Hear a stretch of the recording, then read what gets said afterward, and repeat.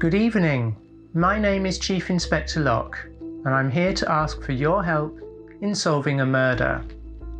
Over the next 3 evenings, I will be sharing with you the statements of 3 suspects in the murder of Mr. George Bellows, who was 70 years of age and lived at number 6 Spring Place. Mr. Bellows was killed by a piece of homemade cake containing poison, the remnants of which were recovered at the scene. His death would have been painless. No evidence has come to light about where this cake came from, other than that the deceased did not make it himself. None of the suspects have been told how Mr. Bellows died, but have been told that it is under suspicious circumstances, which is why they have been asked to give video statements, which you will see. All 3 are neighbours of the deceased and have been known to make cakes for him in the past, both prior to or during lockdown. Mr. Bellows seems to have been generally liked in the area, although he could be slightly difficult and cantankerous at times, and was not one to follow the rules. The first of the suspects you will see is Miss Carol Pinter of number 8 Spring Place. Her statement will follow straight after this information. Tomorrow evening you will meet Mrs. Juliet Corby of number 7 Spring Place. The following evening, Mrs. Sadie Peters of number 4. Hopefully, having seen all 3 suspects, you will have a good idea of who killed Mr. Bellows. You will have a motive and clues to back up your theory. I will see you again on the 4th evening to reveal the murderer. So, notebooks at the ready. Here is the statement given by our first suspect.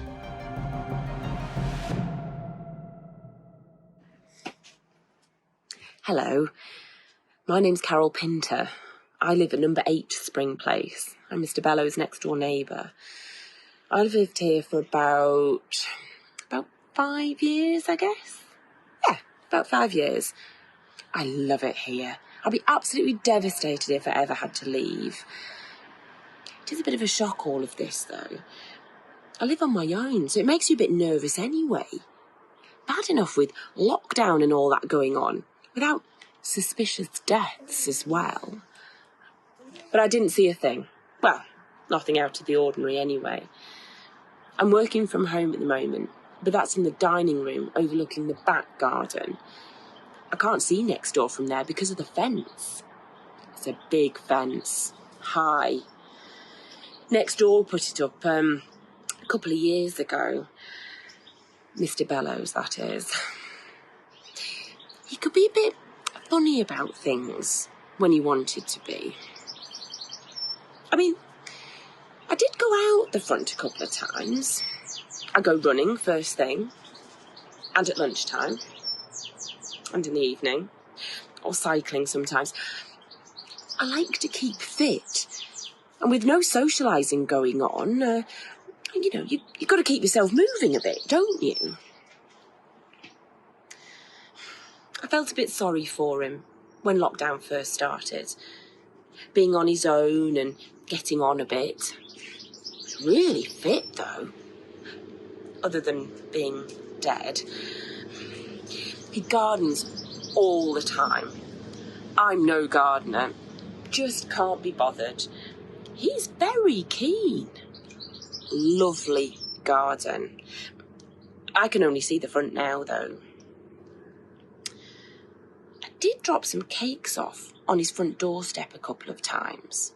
Well, you have to do your bit for people, don't you? All he said was, "They're not as good as Juliet's over the road, and I should get the recipe from her if I wanted to make him some more." Bit cheeky, I thought. She's not going out at all at the moment, Juliet. Shielding her husband, I think.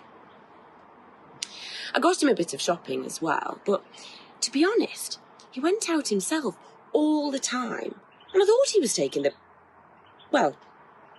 Michael a bit, so I stopped.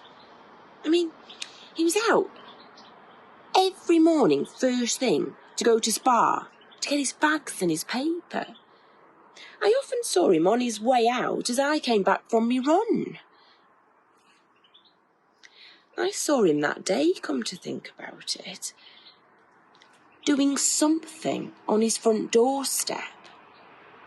Weeding, probably.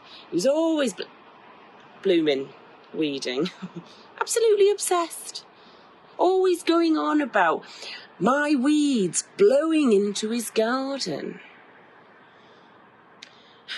I know he got a few people's backs up over the social distancing rules too.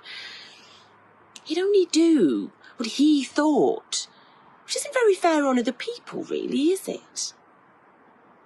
I heard they'd had a word with him in Spa about it. Yeah, he could be a bit of a one sometimes, if you wanted. I can't see you'd want to harm him, though.